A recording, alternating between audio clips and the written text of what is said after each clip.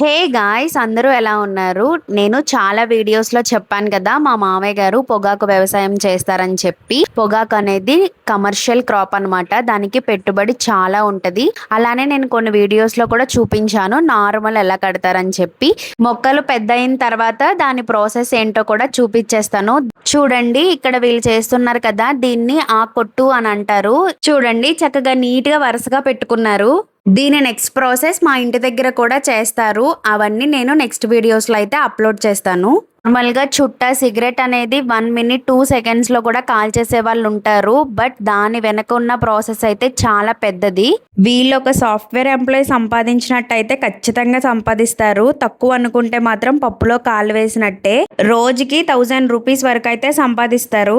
ఇక్కడ చూడండి, చక్కగా ఆర్గనైజ్ అయితే చేసుకుంటున్నారు. కన్ఫ్యూజన్ ఏమీ లేకుండా ఒక ఆర్డర్ లో పెట్టుకుంటున్నారు. ముందుగా తోటలో మంచిగా పెద్దగా ఉన్న ఆకుల్ని కొట్టుకుని వస్తారు. ఆ తర్వాత కొసతో ఆ ఆకుల్ని ఒక డిజైన్ లాగా కర్రకి కడతారు. ఆ తర్వాత ఆ కర్రని బ్యాన్ లో పెడతారు. సో బ్యాన్ లోపల ఇలా ఉంటది. అక్కడ గొట్టాలు ఉన్నాయి కదా, వాటికి అటాచ్ చేసి వెనక నుండి ఒక పొయ్యి ఉంటది. అది కూడా మీకు చూపిస్తా. అక్కడ నుండి హీట్ వస్తది. హీట్ బ్యారన్ మొత్తం డిస్ట్రిబ్యూట్ అవుతుంది. అలా పెట్టడం కూడా చాలా కష్టం. ముందుగా బ్యారన్ లోకి అబ్బాయిలు బాగా పైకెక్కాలి. ఇలా అమ్మాయిలు అందరూ ఆ కర్రల్ని అబ్బాయిలకి అందిస్తారు. ఆ తర్వాత చాలా జాగ్రత్తగా పైనుండి కింద వరకు పెడతారు. పెట్టిన తర్వాత ఇలా ఉంటది. సో ఇలా 3 days కంటిన్యూస్ గా డే అండ్ నైట్ కాలుస్తారు. అలా ఆ హీట్ కి పొగాకు కలర్ ఒక టెక్స్చర్ కి వచ్చాక ఒక నైట్ బయట పెట్టి ఆ నెక్స్ట్ డే ఇంటికి తీసుకెళ్తారు. ఆ తర్వాత ఆ పొగాకుని గ్రేడింగ్ చేసి బేల్ లాగా తొక్కుతారు. బ్యారన్ బయట ఇలా ఉంటది. ఇందాక పొయ్యి అని చెప్పా కదా, అది ఇలా ఉంటది అనమాట. మా హస్బెండ్ అయితే పొయ్యిని ఓపెన్ చేస్తున్నారు. ఆ ఐరన్ పార్ట్ చాలా హీట్ గా ఉంటది. సో దాన్ని కర్రతోనే ఓపెన్ చేయాలి అండ్ కర్రతోనే క్లోజ్ చేయాలి. అందులో పెద్ద పెద్ద మొద్దులు వేసి కాలుస్తారు.